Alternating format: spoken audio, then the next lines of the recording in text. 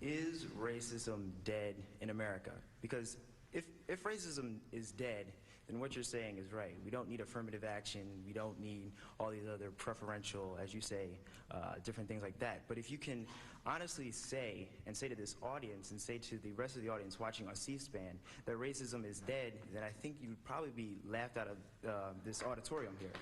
Now, this is not to attack you or anything like that, but I would just want to know if you think or believe that racism is dead. I'll answer your question, but may I pose a quick one to you? Yes. Is anti-Semitism dead in America? No, it's not. And should Brown have preferential programs for Jews?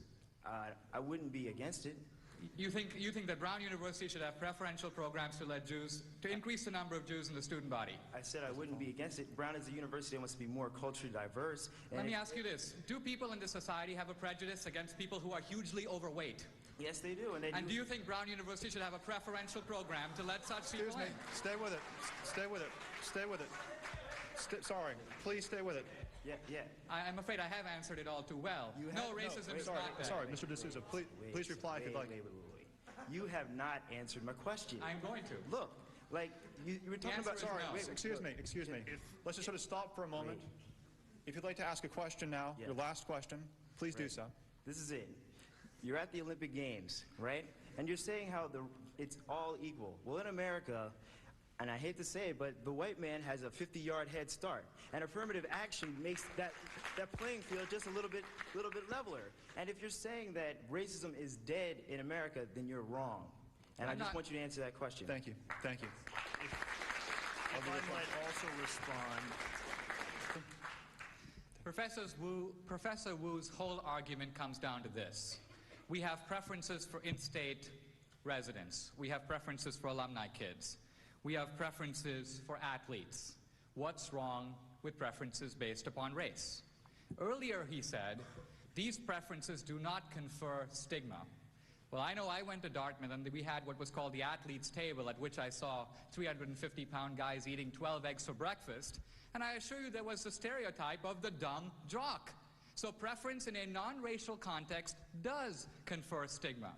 Here's another point. I'm against alumni preferences, and I would ask Professor Wu that if he wants to be consistent in defending merit, why don't we agree to have a coalition that would abolish alumni preferences and racial preferences both? But here's my point. He is defending these forms of nepotism, alumni preferences, in-state residences. He's not against them. What he's saying is that you've got all these guys feeding at the public trough. The alumni kids because they have money. Brooke Shields because she's Brooke Shields. Ted Kennedy's son gets into Harvard even though you and I might consider him disadvantaged. Nevertheless, here's my point. He's saying his argument is that because we have other forms of nepotism or favoritism, why don't we have racial nepotism too? And my point is, I am arguing we want to move away from the nepotistical society. I'm not denying that there are forms of preference. I'm not denying that. But there is a special invidiousness, and the court recognizes this, to racial preferences. If I had a restaurant and I said, no one can eat in my restaurant who doesn't wear shoes, is that legal? That's legal. On the other hand, if I say, no one can eat in my restaurant who's black, that's illegal. That's illegal. And so my point is, race is not the same thing as other forms of preferences. There is, for good historical reasons that Professor Wu himself refers to, a special invidiousness attached to race. Thank you. Let's just